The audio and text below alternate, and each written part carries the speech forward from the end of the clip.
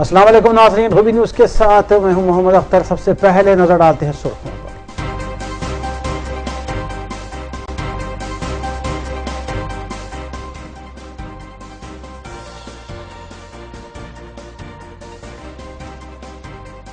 Samajwadi party की नाक़िस कारकर्दगी पर अवाम ने एसपी को मुस्तरद किया। उत्तर प्रदेश में मजलिस को मजबूत करने का अज़्म। सदर मजलिस बैरिस्टर असदुद्दीन ओवैसी ने उत्तर प्रदेश असेंबली इंतखाबात के नताइज पर की मीडिया कॉन्फ्रेंस।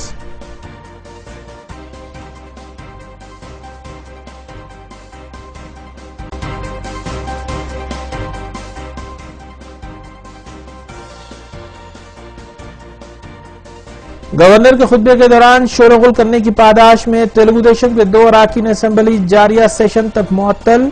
स्पीकर के फैसले के खिलाफ अपोजिशन जमातों का वॉकआउट।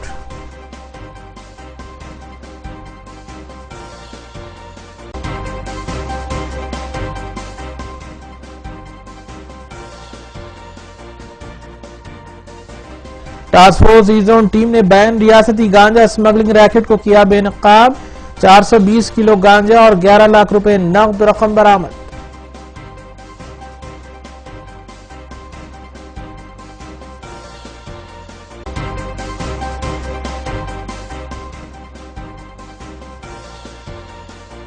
सोशल मीडिया के जरिए दामे उल्फत में गिरफ्तार और बेंगलुरु से हैदराबाद पहुंची नाबालिग लड़की को वालिदैन के हवाले कर दिया गया। साउथ जोन पुलिस की कामयाब मसाई। डीसीपी साउथ जोन की मीडिया कॉन्फ्रेंस।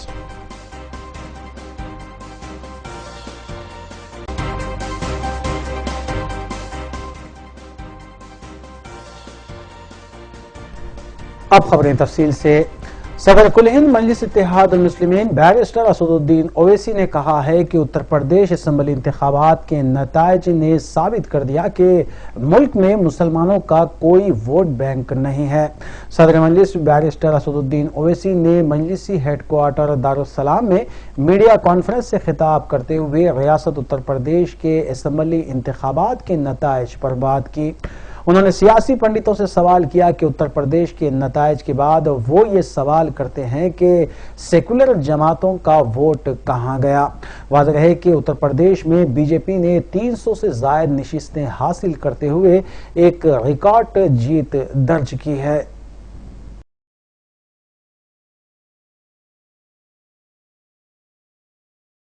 सदर कुल मजलिस मुस्लिमीन रुकन पार्लिमान हैदराबाद बैरिस्टर असदुद्दीन ओवैसी ने उत्तर प्रदेश असेंबली इंतखाबात के नताइज पर तबसरा करते हुए कहा है कि मजलिस पर यह इल्जाम बेबुनियाद साबित हुआ है कि मजलिस के इलेक्शन लड़ने से बीजेपी कामयाब हुई है।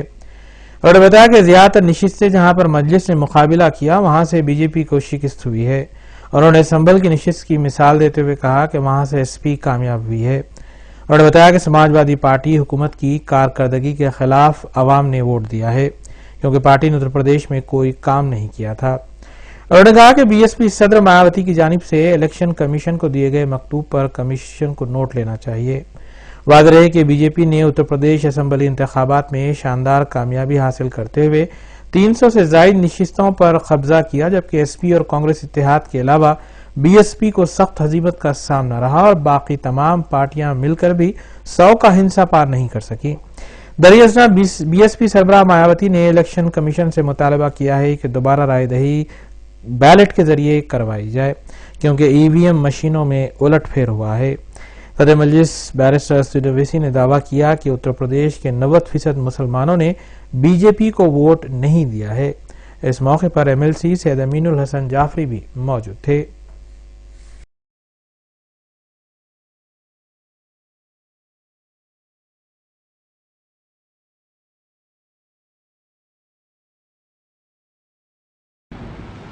हमारे कैंडिडेट्स का और हमारे वहाँ के स्टेट यूनिट के प्रेसिडेंट शौकत साहब का, सैयद रफ़त साहब का, कि इन तमाम ने काफ़ी मेहनत की। मैंने इलेक्शन के दौरान और उससे पहले भी इस बात का वादा किया था कि मैं सिर्फ इलेक्शन लड़ने के लिए उत्तर प्रदेश नहीं जा रहा हूँ, मैं उत्तर प्रदेश को जाता रहूँगा, अपनी पार्टी को मजबूत करता रहूँगा। चौथी बात यह है कि इस इलेक्शन के नतीजे से एक बात साफ और वाज़ेह हो गई कि जो हमेशा एक बात कही जाती थी कि मुस्लिम वोट बैंक की, मेरा हमेशा से मानना यह रहा कि मुस्लिम वोट बैंक कभी नहीं था, ये एक मिथ है। और इससे एक और बात साफ जाहिर हो गई कि जो इल्ज़ाम लगता था कि आपके लड़ने से वोट कट रहे हैं या स्पॉइलर हैं आप, अब आप खुद बताइए कि 368 सीट्स खाली थे, मैं तो सिर्फ 35 सीट पर लड़ा, और उन 35 सीट में बहुत से ऐसी सीट है जहां पर बीजेपी कामयाब नहीं हुई हमारे लड़ने की वजह से। संभल की सीट है मिसाल के तौर पर, वहां पर हमारे कैंडिडेट ने 61,000 वोट लिए, समाजवादी के कैंडिडेट ने कुछ 78,000 वोट लिए। तो ऐसे कई सीटें हैं। तो अब सवाल ये पैदा होता है कि सेकुलर पार्टीज, इनका वोट कहां पर गया। उत्तर प्रदेश के पार्लियामेंट इलेक्शन जब हुए थे 14 में, कोई भी मुसलमान आज़ादी के बाद से पहली मर्तबा ऐसा कि एक भी मुसलमान वहां से कामयाब नहीं हुआ। अब ये खुद सेकुलर पार्टीज जो अपने आप को सेकुलर कहते हैं, वो खुद सोचें, इंट्रोस्पेक्शन करें और मेरे सवाल का जवाब दें कि भाई आपका वोट कहां पर चला गया। क्या अभी भी वो उस पर गौर करेंगे या फिर इल्ज़ाम लगाते रहेंगे। और आखिरी बात यह है कि समाजवादी पार्टी का कोई काम नहीं था वहां पर, लोग तंग थे समाजवादी पार्टी, उनके करप्शन से, उनके ख़ानदानी झगड़े से। और यही वजह है कि मेरे ख्याल से 55-60 सीट पर समाजवादी सिमट जाएगी। और आखिरी बात यह है कि जो मायावती ने कहा है, इलेक्शन कमीशन को लेटर लिखा है, मैं उम्मीद करता हूं कि इलेक्शन कमीशन मायावती के जो उन्होंने इस इशू को उठाया, उसका इलेक्शन कमीशन जवाब देगा, क्योंकि मायावती उत्तर प्रदेश की 4 मरतबा वो मुख्यमंत्री रह चुकी हैं। अब ये तो एक बहुत बड़ा सब्जेक्टिव चीज़ है, यकीनन कहीं ना कहीं कमी रही होगी, मगर याद रखिए पहली मरतबा जब आप इलेक्शन लड़ रहे हैं तो मेरे सोच में ही नहीं था कि मैं इतनी बड़ी सीटें जीत जाऊंगा। मेरा मकसद ये था कि मैं लड़ूं इलेक्शन, अपनी पार्टी को मजबूत करूं। अब कोशिश करते रहेंगे, ज़िंदगी जिद्दोजहद का नाम है। अब कामयाबी मुझे नहीं मिलेगी इस दुनिया में, ठीक है, कम से कम आने वाली नस्ल को तो तकलीफ नहीं उठाना पड़ेगा, मगर हम मेहनत करते रहेंगे, जुस्तजू करते रहेंगे। ऐसा है ना कि सर साउथ जोन की तर्ज पर वेस्ट जोन के मुख्तलिफ इलाकों में भी चबूतरा मिशन का आगाज किया गया है। DCP west zone A Venkateshwar Rao IPS की हिदायत पर टप्पा चबूतरा पुलिस ने चबूतरा मुहिम चलाई और जुमे की रात मुख्तलिफ इलाकों से तकरीबन 52 नौजवानों को हिरासत में लिया गया, जो रात के औकात में वक्त ज़ाया करते हुए सड़कों पर घूम रहे थे। हिरासत में लिए गए नौजवानों को वार्निंग दी गई और इंतबाह दिया गया कि अगली हिरासत उनके लिए नुकसानदेह साबित हो सकती है। लेने के बाद उसको पेरेंट्स को बुला के उनके सामने हम लोग काउंसलिंग करें, करने के बाद उनको शपथ दिला के हाथ छोड़ दिए। और वही आदमी नेक्स्ट टाइम हम लोग कभी ऑपरेशन करने के तो पकड़े तो उनको स्पेसिफिक केसेस हम लोग रजिस्टर करेंगे। कहाँ कर टप्पा चबूतरा जीरा रोड पे हम लोग करेंगे। सर पब्लिक में आप क्या मैसेज देना चाहिए? न्यूज मैं क्या बोलना चाहता हूँ, पब्लिक जो कुछ भी पढ़ने वाले बच्चे भी और ये काम भी जो कर रहे हैं, वो लोग देर रात तक रोडों पे बैठना, ऐसा बैठने से आजकल प्रॉब्लम डिस्टर्ब हो रहा। उसका फादर्स पेरेंट जो कुछ भी है वो लोग भी खुश हो रहे हैं, बच्चे जल्दी हमारे घर को आ गए था चला था, वो लोग भी ये ऑपरेशन चबूतरा जो हम लोग कर रहे हैं उसका पेरेंट्स भी ये ऑपरेशन से बहुत खुश है। सर ये जो ऑपरेशन चबूतरा है ये कंटिन्यू रहेगा या सर? ये चाहे जब हम लोग ऑफिसर्स इंस्ट्रक्शन से और ये हम लोग एरिया में थोड़ा डिस्टर्ब हो तो हम लोग ये ऑपरेशन हम लोग कंटिन्यू करेंगे। सब ये जो बच्चों को लाए, ये होटलों में भी रात में जो खुले रहने से काफ़ी बच्चे होटलों में बैठ रहे हैं। इन लोगों के अंबरपेट गोलनाके में हुए एक सड़क हादसे में 55 साला शख्स आरटीसी बस की टक्कर से फौत हो गया। तफसीलात के मुताबिक अंबरपेट गोलनाका सड़क पर मस्कूरा शख्स सड़क अबूर कर रहा था कि आरटीसी बस की जद में आ गया। मुकाम हादसे पर ही नामालूम शख्स की मौत का वाकया पेश आया। अंबरपेट पुलिस ने इस सिलसिले में कार्रवाई करते हुए नाश को बगैर पोस्टमार्टम दवाखाना मुंतकिल किया। अंबरपेट पुलिस को नाश के वर्सा की तलाश है।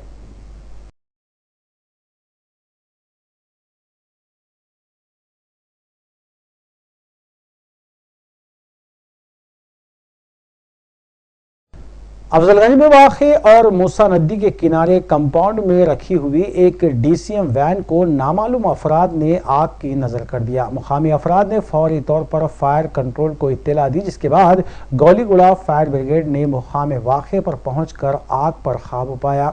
मुकामी अवाम के मुताबिक चूंकि गाड़ी का मालिक वहां पर मौजूद नहीं था, ताहम इस सिलसिले में मुतल्लिका पुलिस में कोई शिकायत दर्ज नहीं करवाई गई। तवक्को है कि मालिक के इल्म में मज़कूरा वाक़या आने के बाद मुतल्लिका पुलिस में शिकायत दर्ज करवाई जा सकती है।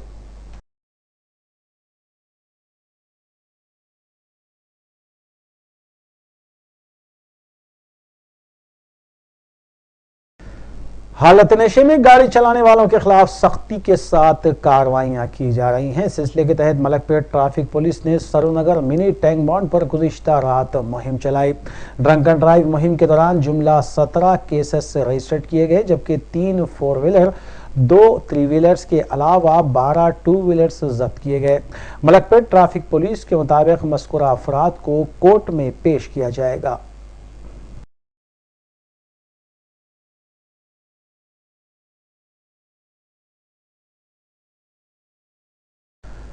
बंजारा हिल्स पुलिस ने मुख्तलिफ मुकामात पर ड्रंक एंड ड्राइव मुहिम चलाई। खासकर स्टडी सर्कल चौराहे पर मुहिम चलाते हुए ट्रैफिक पुलिस ने 7 कारें और 4 बाइक्स को जब्त किया, जबकि 11 अफराद के खिलाफ केसेस भी दर्ज किए गए। ट्रैफिक पुलिस के मुताबिक केस दर्ज किए गए अफराद को एगा मंजिल कोर्ट में पेश किया जाएगा। वाज़ेह है कि हालत नशे में गाड़ी चलाने वालों के खिलाफ ट्रैफिक पुलिस सख्ती के साथ कार्रवाई कर रही है।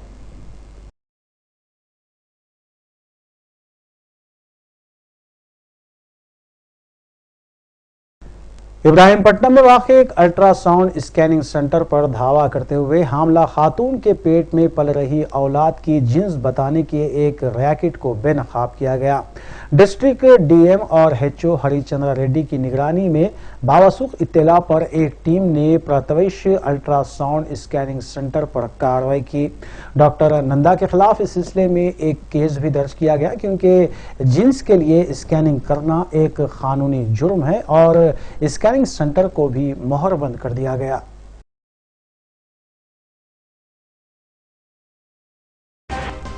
वक्फे के बाद दोबारा आपका खैरमकदम है।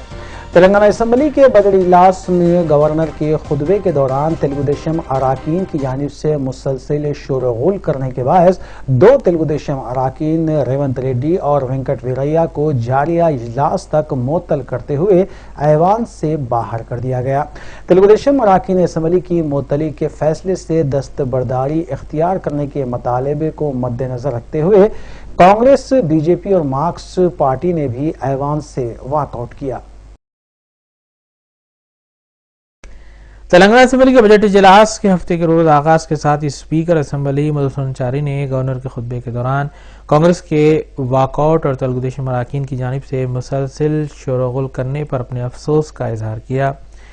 इस पर रियासती वज़ीर उमूर मुक़न्नना हरीश राव ने स्पीकर से ख्वाहिश की कि वो तेलुगुदेशम के 2 अराकीन असेंबली रेवंत रेड्डी और वेंकट वीरैया को जारिया इजलास के लिए मुअत्तल करे। उनकी सिफारिश पर स्पीकर ने दोनों अराकीन को जारिया इजलास तक मुअत्तल करने का ऐलान किया और ऐवान से उन्हें चले जाने के लिए कहा गया, जबकि opposition Congress, BJP, Marxist party ने इस फैसले के खिलाफ ऐवान से वॉकआउट किया।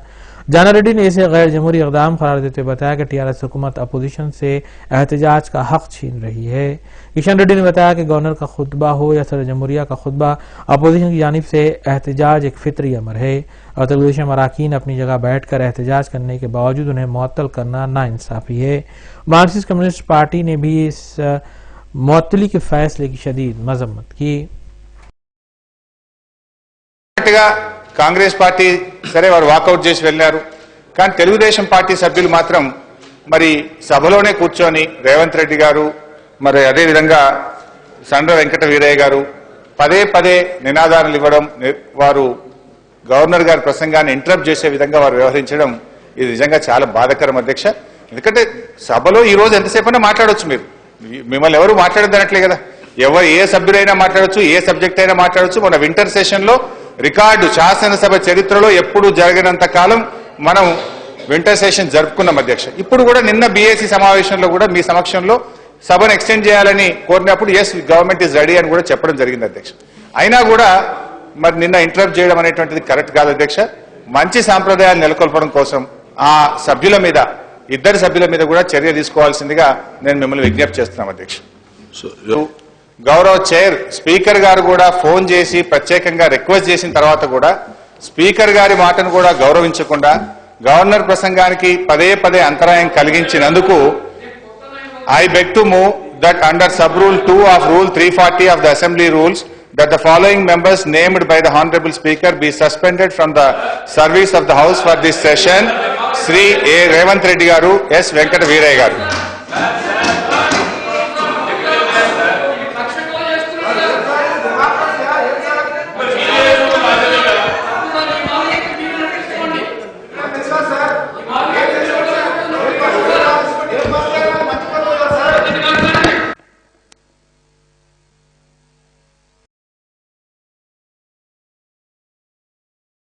तेलंगाना असेंबली के बजट इजलास में गवर्नर के खुतबे पर इजहार तशक्कुर का वज़ीर आला के चंद्रशेखर राव ने जवाब देते हुए बताया कि मुसलमानों को 12% तहफ़्फ़ुज़ात तमिलनाडु रियासत की तर्ज पर फराहम करने के सिलसिले में हुकूमत जारिया बजट इजलास में बिल को मंजूरी देगी।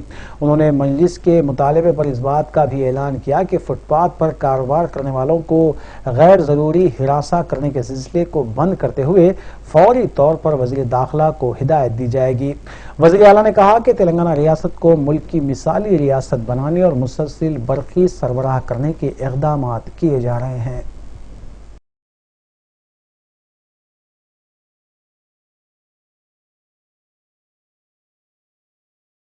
तेलंगाना असेंबली के बजट इजलास में गवर्नर के खुतबे पर इजहार तशक्कुर का वज़ीर आला के चंद्रशेखर राव ने जवाब देते हुए बताया कि मुसलमानों को 12% तहफ़्फ़ुज़ात तमिलनाडु तरीके पर फराहम करने के सिलसिले में हुकूमत जारी बजट इजलास में बिल को मंजूरी देगी। इसलिए सुदीर कमेटी का क़याम अमल में लाया गया था और बीसी कमीशन मुसलमानों की पसमानदगी का जायजा लेने की गरज से तश्कील दिया गया था। उन्होंने एमआईएम के मुतालबे पर ऐलान किया कि फुटपाथ पर कारोबार करने वालों को जेल भेजने के बाद कोई रकम के लिए फौरी तौर पर दाखिला को हिदायत देंगे, क्योंकि ये तरीक़ा ठीक नहीं है। उन्होंने होम गार्ड्स को इस बात का तयक़ुन दिया कि उनकी तनख्वाह और दीगर मसाइल की यकसी के लिए जारी बजट इजलास में ऐलान किया जाएगा।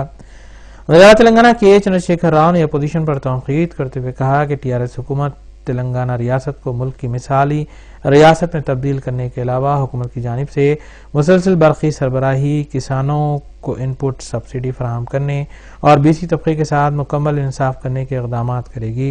उन्हें हुकूमत की कारकर्दगी की तफसीलात पेश करते हुए बताया कि हुकूमत की शानदार कारकर्दगी अपोजिशन को हजम नहीं हो पा रही।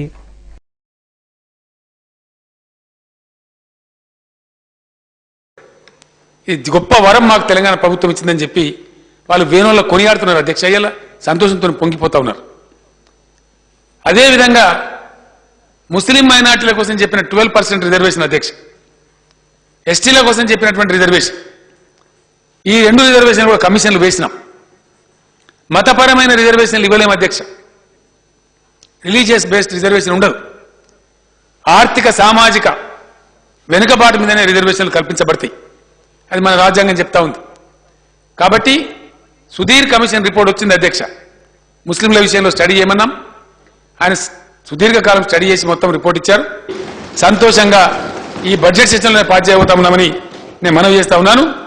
ఇక్కడ చట్టం చేసుకొని దాన్ని తీసుకెళ్లి భారత రాజ్యాంగంలోని 9th షెడ్యూల్లో ప్రవేశపెట్టమని, తమిళనాడుకి ఎటువంటి వసతి అయితే కేంద్ర ప్రభుత్వం ఇచ్చిందో అదే వసతి మనకు కూడా కల్పించమని చెప్పి మనం తీసుకొని అక్కడ పోరాటానికి పోతా ఉన్నాం.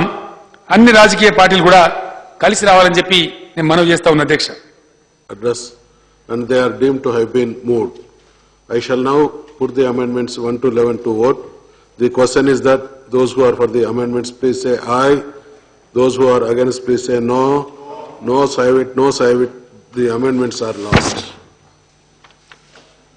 The following motion moved by Sri Vemula Prashant Reddy is before the House. The question is that an address be presented to the Governor as follows. That the members of Telangana Legislative Assembly assembled in this 7th session are deeply grateful to the Governor for the address which he has been pleased to deliver to. Now the House is adjourned to meet again at 11:30 a.m. on Monday, the 30th March 2017.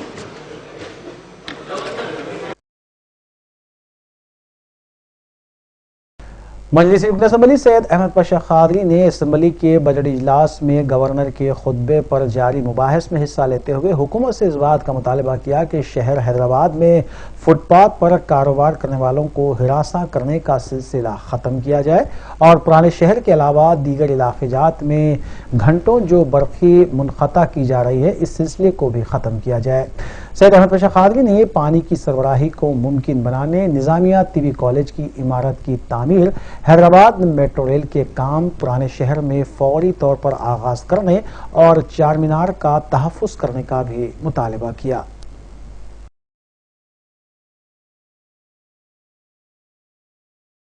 मजलिस रुकन assembly Syed Ahmad Pasha Qadri ने assembly के budget इजलास में governor के खुतबे पर जारी मुबाहिस में हिस्सा लेते हुए हुकूमत से मुतालबा किया कि शहर हैदराबाद में फुटपाथ पर कारोबार करने वालों को ट्रैफिक पुलिस की जानिब से 3000 रुपये जुर्माना और 3 दिन तक जेल भेजने के जो इक़दाम किए जा रहे हैं इस सिलसिले को फौरी ख़त्म किया जाना चाहिए और ट्रैफिक चलानत के नाम पर शहरियों को जो हिरासा किया जा रहा है उसको बंद करने का उन्होंने मुतालबा किया।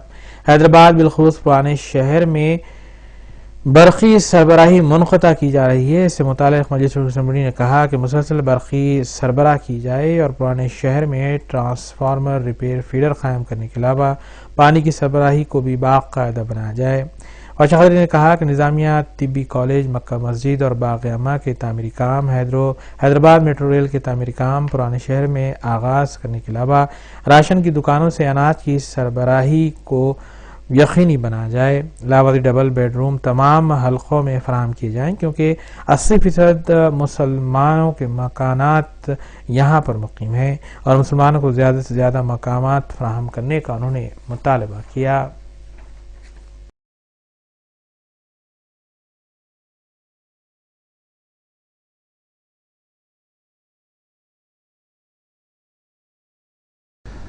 मजलिस उलमाए हिंद और ऑल इंडिया सुन्नी उलमा व सूफिया बोर्ड की जानिब से मुश्तरका तौर पर आलमी दहशत गर्दी की मज़म्मत में बैनुल-अक़वामी कॉन्फ्रेंस का एहतमाम किया गया। मज़कूरा प्रोग्राम में बैनुल-अक़वामी सतह के उलमा इकराम, मशाइखीन उज़्ज़ाम और दानिशवरान ने शिरकत की। कौंसल जनरल इस्लामी जमहूरिया ईरान मुतय्यना हैदराबाद हसन नूरियान ने मज़कूरा प्रोग्राम में मेहमानान और शुरका का खैर मक़दम किया और प्रोग्राम के इग़राज़ व मखाज़िब पेश किए। शजीउल्लाह फरासत ने प्रोग्राम की निज़ामत की।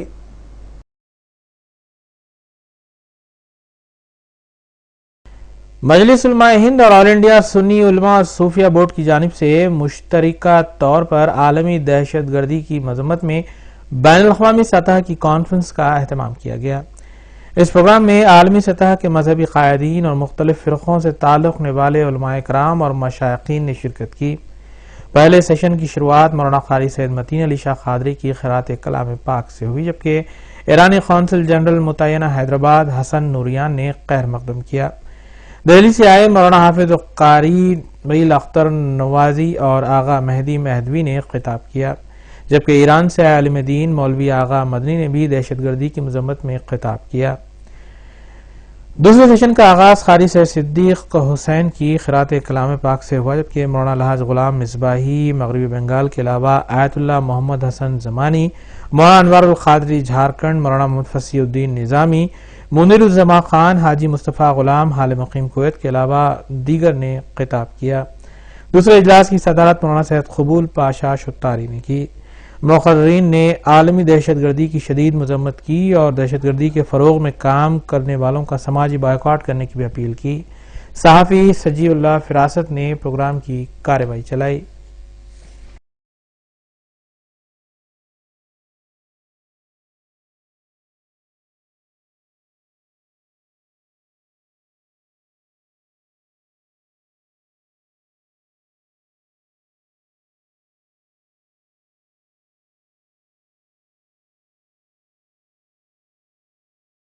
कुल्लू में इत्तेहादुल मुस्लिमीन के रुकन असम्बली अहमद बलाला ने हल्के के इलाके अफजल नगर, मटन मार्केट, बारा गली में वाक़ कम्युनिटी हॉल और दीगर इलाकों का दौरा किया और मकामी मसाइल का जायजा लिया।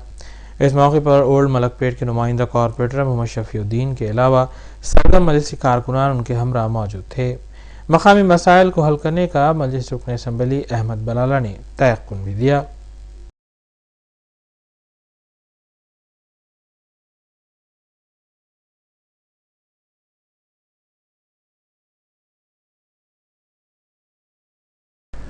हैदराबादी नौजवान शोएब की ईमा पर बेंगलुरु से हैदराबाद पहुंची 15 साल लड़की को साउथ जोन पुलिस ने वालिदैन के हवाले कर दिया। डीसीपी साउथ जोन ने मीडिया से बात करते हुए इस केस के सिलसिले में तफसीलात बताई और कहा कि शोएब की बात पर भरोसा करते हुए लड़की हैदराबाद आई थी, जिसके बाद शोएब ने अपने 2 दोस्तों की मदद से नाबालिग लड़की को शादी का झांसा देते हुए गैर कानूनी तौर पर अपने दोस्तों के मकान में रखा था। उन्होंने बताया कि बेंगलुरु पुलिस और लड़की के वालिदैन रुजू होने के बाद सारा मामला सामने आया और लड़की को बहिफाजत वालिदैन के हवाले किया गया।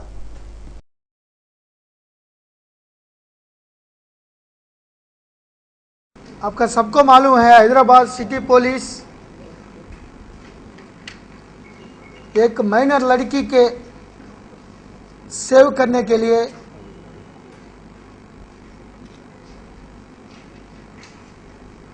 जो 26 में बेंगलुरु से आए ही एक माइनर लड़की, एक शोएब अहमद चैटिंग में ये लड़की को ल्यूर करके चैटिंग करके करके तुम आओ, प्यार करता हूँ, तुम्हारा मैरिज करता हूँ, ऐसा डाइवर्शन, पूरा माइंड डाइवर्शन करके एक माइनर बच्ची 15 इयर्स ब्लैकमेल करके, चीटिंग करके यहाँ बुलाया। ये ज़्यादा चैटिंग करने में मदर ऑटोमेटिकली ये लड़की को डिसिप्लिन में रहने के लिए बोल दिया। वो पसंद हुआ नहीं लड़की को, तो लड़की एकदम 7000 एक सेलफोन लेके हैदराबाद अमीरपेट आए। ये वहाँ पिकअप करके एक अजहर सिद्दीकी के साथ रशीद घर में रख दिया, सभी पार्क्स को घुमाया, लेट नाइट मंदी खिलाया और उसी कारोबार करने के लिए भी सोच लिया। इसी टाइम में वो हेब्बल पुलिस स्टेशन बेंगलुरु में जो मिसिंग केस रख दिया है वो भी हमको इन्फॉर्मेशन दे दिया। टास्क फोर्स, संतोष नगर पुलिस मिलकर ये शोएब अहमद को ट्रेस कर दिया। जो आदमी रेस्पॉन्सिबल है रशीद और अजहर को भी गिरफ्तार कर दिया, क्योंकि माइनर गर्ल को इमीडिएटली स्टेट होम में भेजना है, वो भेजा नहीं, अनऑथराइज्डली 9 दिन वो रख दिया। ये पूरा इकबाल एक पीएससीएल का लीडर का गाइडेंस में हुआ। Task force east zone team ने बैन रियासती गांजा स्मगलिंग रैकेट को बेनकाब करते हुए 5 मुलजिमीन के मंजुमला 4 को गिरफ्तार कर लिया, जबकि टोली के कब्जे से 420 किलो गांजा, 11,10,000 रुपये नकद रकम के अलावा दीगर अशिया बरामद कर ली गई। Additional DCP task force and Kotti Reddy ने बताया कि गिरफ्तार शुदगान में 18 साल पवन मुतवत्तिन महबूबाबाद, 36 साल वी नरेश मुतवत्तिन जिले नलगुंडा, 38 साल के श्रीनिवास मुतवत्तिन जिले वरंगल के अलावा 38 साल वाई नरसैया शामिल हैं, जबकि 29 साल जी नागराजू मुतवत्तिन खम्मम मफरूर बताया गया है।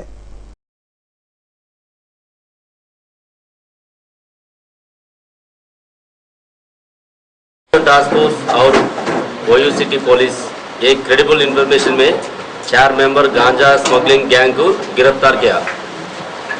इन लोगों के नाम पवन, नरेश, नरसैया और श्रीनिवास। इन लोगों के पोजीशन में 420 किलो गांजा, 11,10,000 कैश, 3 4 व्हीलर, एक टीवीएस अपाची बाइक जब्त किया गया। पूछताछ में ये मालूम हुआ कि पवन ने हैदराबाद में होटल मैनेजमेंट कोर्स पढ़ रहा है। नरेश, नसैया और श्रीनिवास ड्राइवर काम कर रहा। इन तीनों ने इससे पहले भी गांजा ट्रांसपोर्टिंग केसेस में जेल को जाके आया। नरेश और श्रीनिवास को संगारेड्डी पुलिस, नरसैया को वैजाग पुलिस अरेस्ट किया। पवन का अंकुल नागराज एक गांजा स्मगलिंग केस में किंग पिन है। पवन ये तीनों ड्राइवर्स कम ट्रांसपोर्टर्स को नागराज से मिलाया और कमीशन बेसिस में गांजा ट्रांसपोर्ट करने के लिए एग्री हुआ। नागराज ये तीनों से वैजाग से ज्यादा क्वांटिटी में गांजा कैरियर गुड्स व्हीकल से कम पैसे में एक केस 1500 रुपये मांगा के मुंबई, नांदेड़ और हैदराबाद में नीडी कस्टमर्स को 6000 तक बेच रहा है।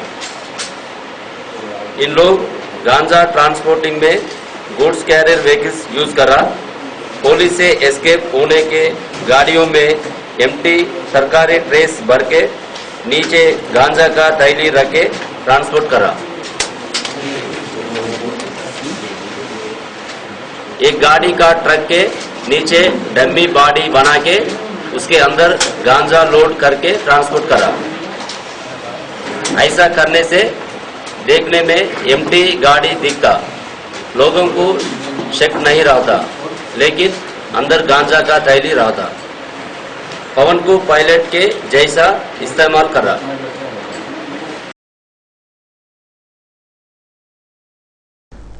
Task force central zone team ने मकानात से सरखा और ऑटोमोबाइल के सरखे में मुलविस एक मुलजिम को गिरफ्तार करते हुए उसके कब्जे से 50 ग्राम तिलाई जेवरात व दीगर अशिया जुमला मालियत 14 लाख रुपये बरामद कर लिए। DCP task force B Limba Reddy ने मीडिया को तफसीलात बताते हुए कहा कि 49 साला पी चिन्ना इल्लैया साकिन अम्बेडकर नगर मुतवत्तिन नागर कर्नूल को गिरफ्तार किया गया, जिसके खिलाफ मकानात से सरखा और ऑटोमोबाइल सरखी की मुख्तलिफ पुलिस स्टेशन में 12 से जायद केसेस दर्ज है। मज़कूरा मुलजिम के कब्जे से 14 लाख रुपये से जायद मालियती अशिया बरामद हुई।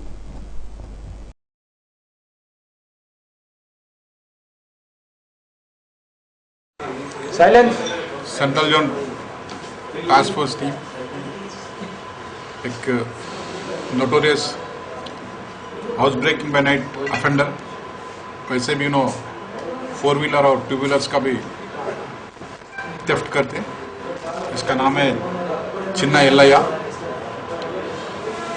इन्होंने पूरा 11 ऑफेंसेस किए, इसमें 6 व्हीकल थेफ्ट है, बाकी का 5 हाउस ब्रेकिंग बाय नाइट।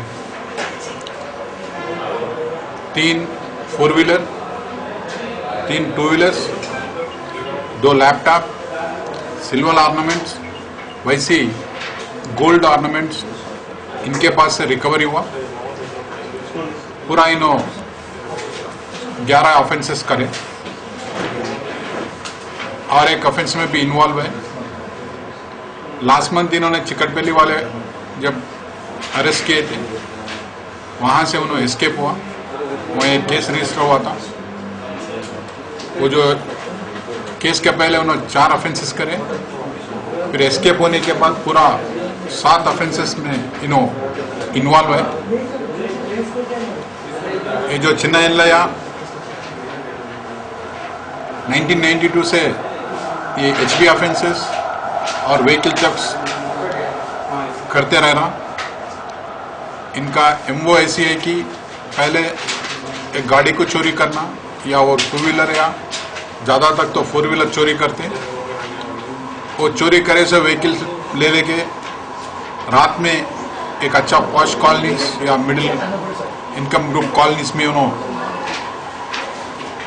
पहला रेकी करते हुए, जहाँ भी हाउसेस इनको दिखे आउटसाइड्स लॉक हुए सो वो सेलेक्ट करने के बाद वही व्हीकल यूज कर लेके थोड़ी दूर व्हीकल पार्क करने के बाद इनके पास या स्क्रू ड्राइवर या रॉड भी हमेशा कैरी करता।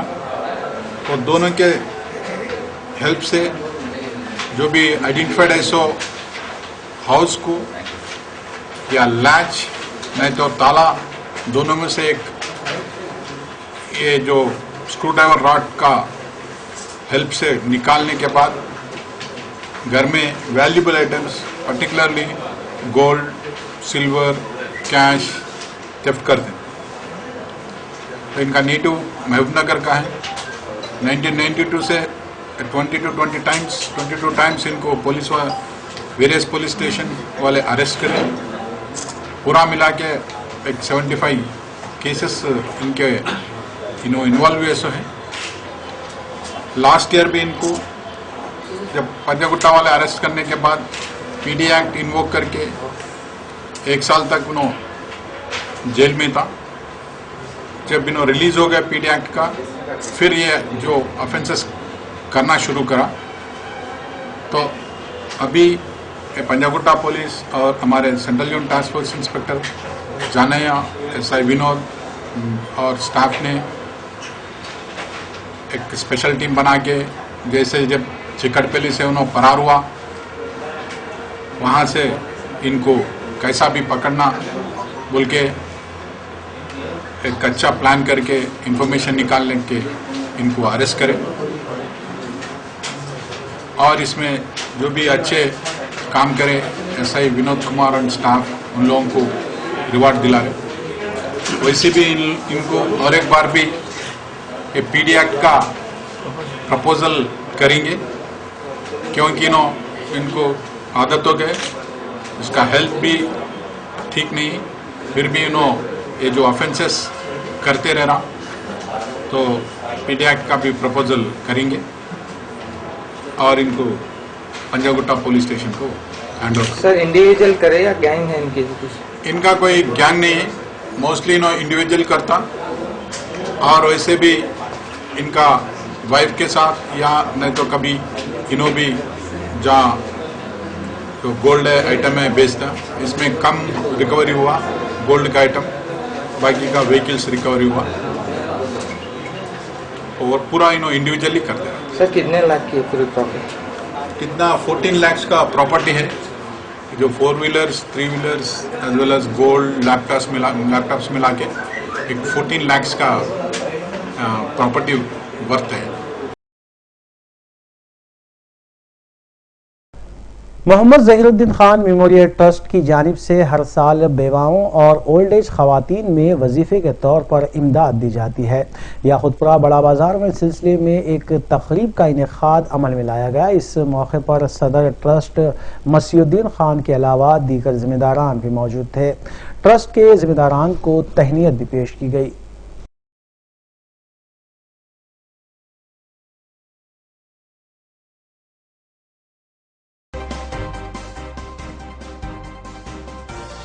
आखिर में सुर्खियां एक बार फिर।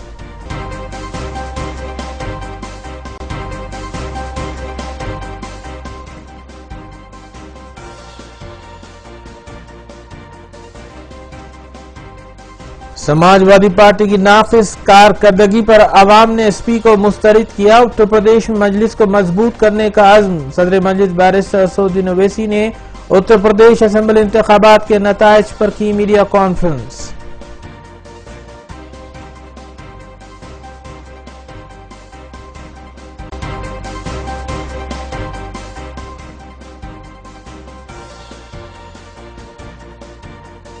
गवर्नर के खुतबे के दौरान शोरगुल करने की पादाश में तेलुगु देशम के 2 अरकान असेंबली जारिया सेशन तक मुअत्तल। स्पीकर के फैसले के खिलाफ अपोजिशन जमातों का वॉकआउट।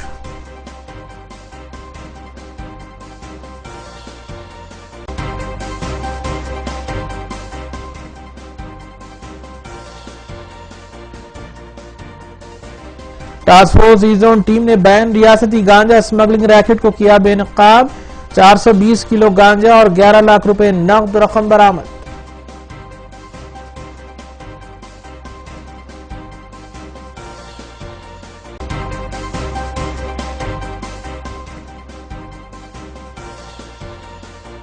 सोशल मीडिया के जरिए दामे उल्फत में गिरफ्तार और बेंगलुरु से हैदराबाद पहुंची नाबालिग लड़की को वालिदैन के हवाले कर दिया गया। साउथ जोन पुलिस की कामयाब मसाई। डीसीपी साउथ जोन की मीडिया कॉन्फ्रेंस।